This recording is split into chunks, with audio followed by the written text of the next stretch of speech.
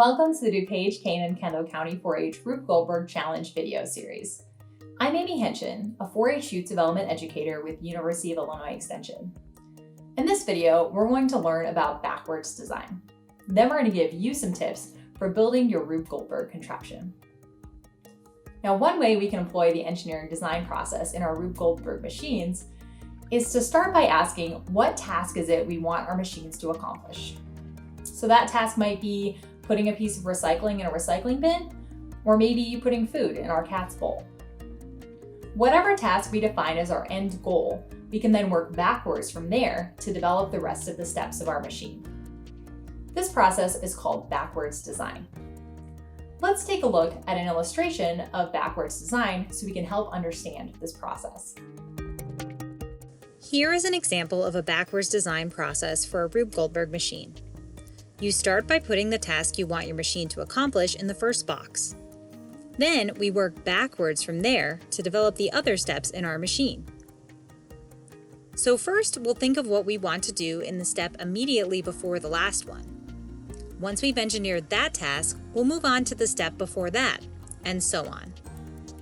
Employing backwards design, the last step you'll work on is actually the first step in your machine. It's a good idea to get a bunch of potential parts together and then brainstorm what types of steps or actions you want your machine to perform. After you brainstorm these steps, you can play around to figure out which order they should occur in so that you can work on them using backwards design. Remember, with all engineering challenges, there will be lots of troubleshooting.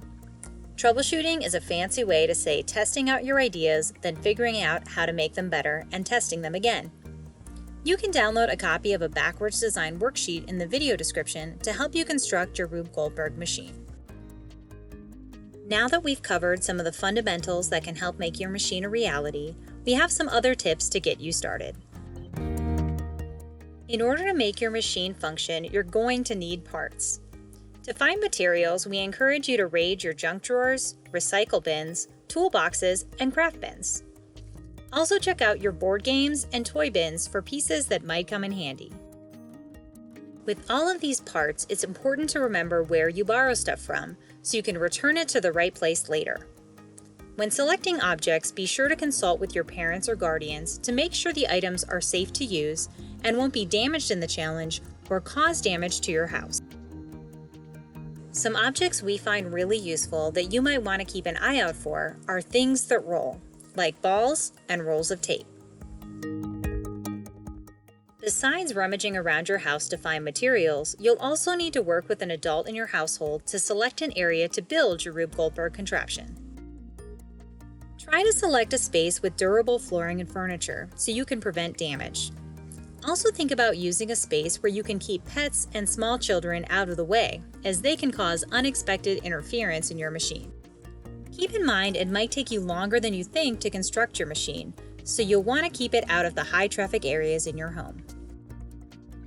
Feel free to get additional members of your family involved in this project throughout the engineering design process.